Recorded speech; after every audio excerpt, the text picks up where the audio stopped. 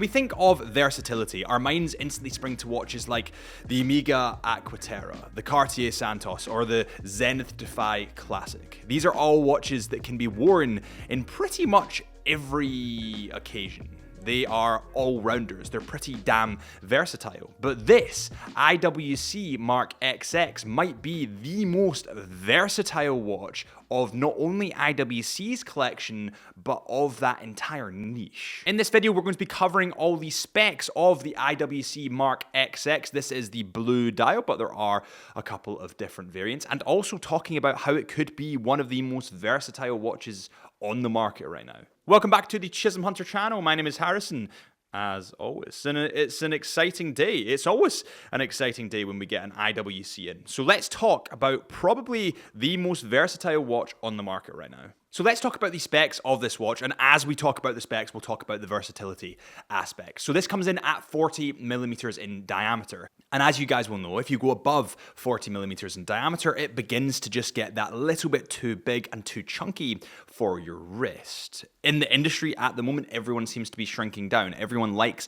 the smaller cases, and this fits perfectly into that category. This is also complemented by the 10.8 millimeters in thickness. So it is a thin watch that sits really nice and really close to your wrist. And actually this kind of strikes me as a little bit more dressy, but when you look at this watch as an overall package, you can see the more sporty feel coming through, making it that little bit more versatile. When we start to talk about the lug to lug, roughly, according to our digital calipers, it comes in at 48 to 49 millimeters, and the lugs are a little bit more elongated in this model. They are a little bit more elegant, but that's not a bad thing. It looks good. The weight of this watch sits pretty perfectly between the kind of sports and dress watch line, if you want to call it that. It comes in at about 139 grams, so you can see that's with the bracelet as well. No links taken out. So you can see that it sits in a really nice area in terms of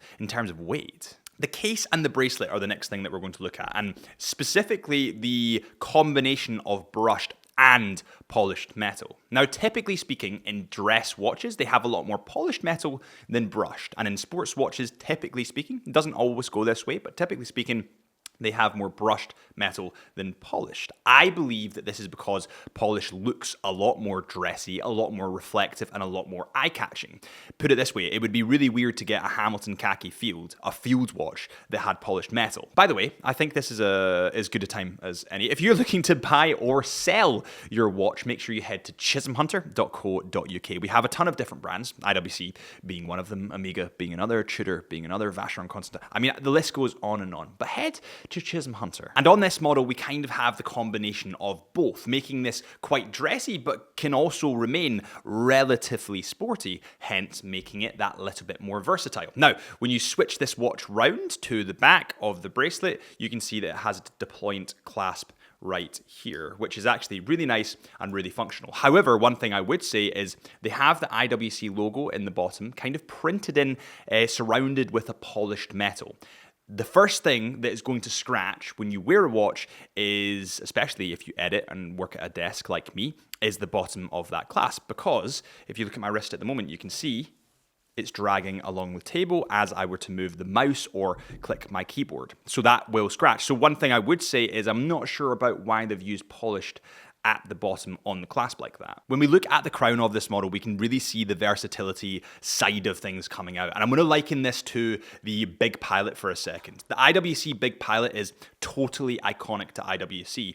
And to be perfectly honest, it's a little bit like Marmite. A lot of people love it and a lot of people don't. That's okay. That's the watch industry. You can have your own opinion, but a lot of what segregates those people is the crown. The crown is the iconic onion crown, which was used with pilots because they needed to grip the crown with those big, thick gloves. And because this crown is so kind of jarring in a lot of ways, that's what makes people love or hate. Now, this watch falls into the opposite category. The crown is understated. It still has IWC's DNA, but it's more of a field watch. It's not as abrasive as perhaps the Big Pilot crown could be, making it a little bit more versatile, making it suit more people. And on that note, whatever note we are on, it is time for the wrist check. What is on your wrist today? Please let me know in the comments. It's a Chisholm Hunter tradition stretching back 2.5 years.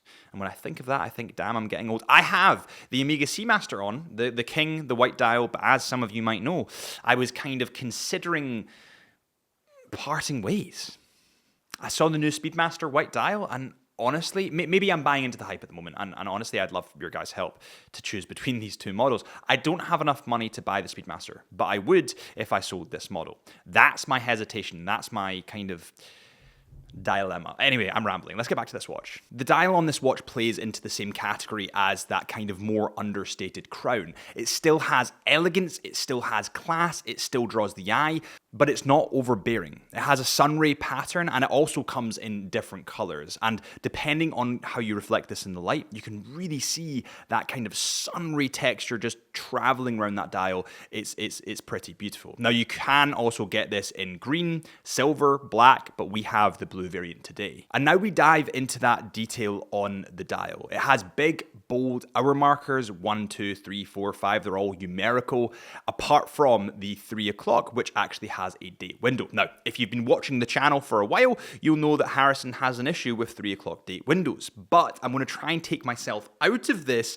not be prejudiced, and say that, listen, it's great that you get a date window. And most people, not me, most people prefer 3 o'clock date windows to 6 o'clock date windows. So I'm totally for it. Now, what a versatile watch does is appeals to the wider market. And that's exactly what they've done here. Nothing on this watch is too much. Nothing on this watch screams out at you. It's just understated. It flies below the radar. It's like the girl next door. When we look below the 12 o'clock mark, we can see the IWC logo, of course, and below the 12 o'clock mark, around about the 6 o'clock mark, we can see the Mark XX and automatic, because it is an automatic watch, and we'll get onto that in a second. Now, the second hand is actually in white, and the minute and the hour hand is coated in silver, so it's nice and reflective, but you also have that contrast between the minute and the hour and the second. And then we get to the Superluminova. As you can see, the minute and the hour hand shine very, very bright, and you also have the Superluminova at the 12,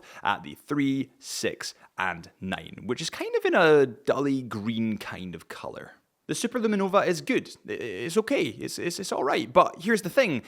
It's not too much. Again, it's just the right amount of Superluminova. It's not a diving watch. It's not IWC's Aqua Timer. If you want more Superluminova, you can always get the Aqua Timer. But this isn't the Aqua Timer. It's more of the versatile watch. So it gives you just the right amount of Superluminova. I was looking through my stats the other day and realized that 82% of you, oh my God, we've got a strobe light, 82% of you that watch these videos haven't yet subscribed to the channel. If you could do me a huge favor and help a watch nerd out, hit that subscribe button, I'd really appreciate it.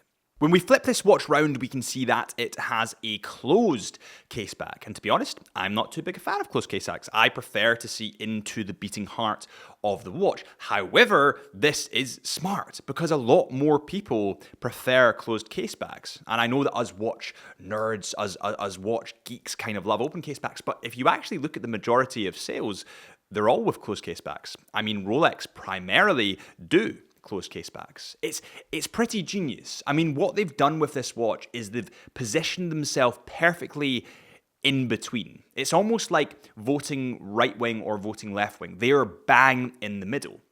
And what happens when you are too far to the right or too far to the left is you kind of attract a certain amount of people to you, but you can't attract everyone because some of them are on the left, if that makes sense. You kind of polarize your audience.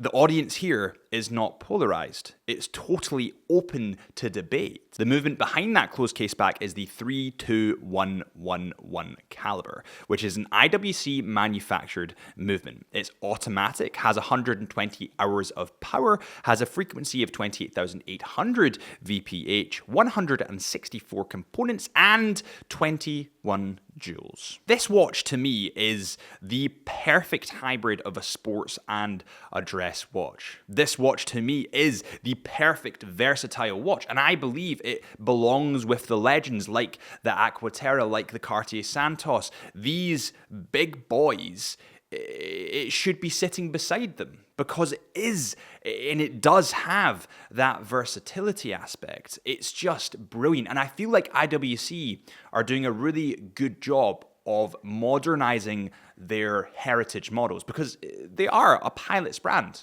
If you think of IWC, you probably think of the big Pilot. And they've modernized this in such a brilliant way. Honestly, I was quite impressed. Anyway, guys, I just thought this model was really cool and thought I'd show you. If you did enjoy this video, please hit that subscribe button. Remember that we do have our very own podcast called the Into the Mind podcast, if you want to hear more ramble from me, or follow us on Chisholm Hunter Watches, which is where I post wall clocks and interesting things about the watch world. I'll see you soon.